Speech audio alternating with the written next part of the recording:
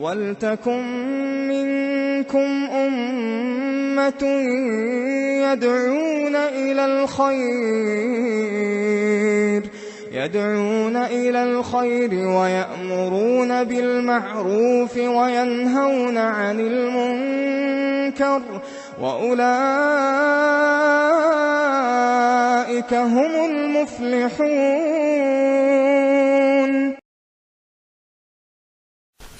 دین کے اندر عمل کی خواہش کیسے پیدا کرے؟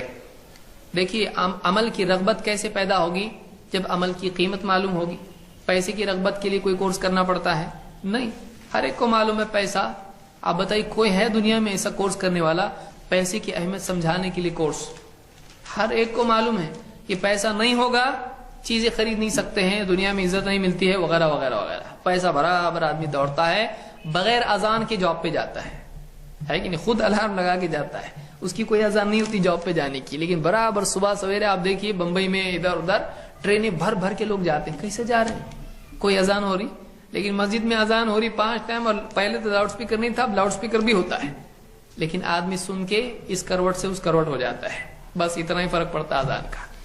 کیوں ایسا ہے؟ نماز کی اہمیت کیا ہے، اس کی فضیلت کیا ہے؟ تو اعمال کے سلسلے میں اللہ کے نبی صلی اللہ علیہ وسلم نے جہاں اعمال کے احکام بتائے ہیں، وہیں اعمال کے فضائل بھی بتائے ہیں کہ اس عمل کی کیا فضیلت ہے، دنیوی اعتبار سے اس کا فائدہ کیا ہے، آخرت میں اس کا انجام کیا ہے، نیکیوں کو چھوڑنے کی برائی کیا ہے، گناہوں کو کرنے کا نقصان کیا ہے۔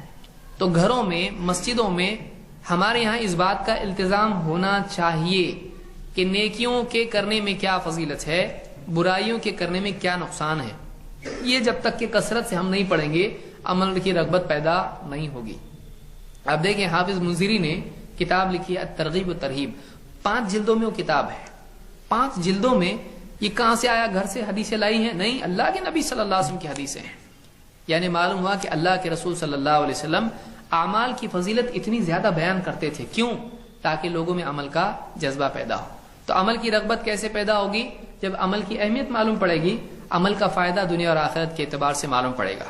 لہٰذا گھر میں اور مسجدوں میں اس طرح کا اہتمام ہونا چاہیے کہ کوئی معتبر کتاب، ایسی کتاب نہیں جس میں ضعیف اور جھوٹی حدیثیں، قصے، کہانیاں جھوٹے ہوں، بلکہ ایسی کتاب جس میں صحیح حدیثیں ہوں، معتبر روایات ہوں، اور صحیح قصے ہوں، ثابت شدہ چیزیں اس میں ہوں، قرآن کی آیات ہوں کہ اعمال کی کیا فضیلت ہے۔ اس کو پڑھیں، اس سے عمل کی رغبت پیدا ہوگی۔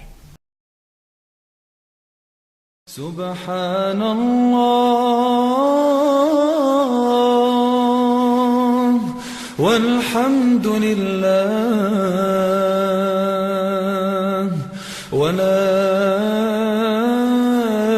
الہ الا اللہ واللہ اکبر۔ سبحان اللہ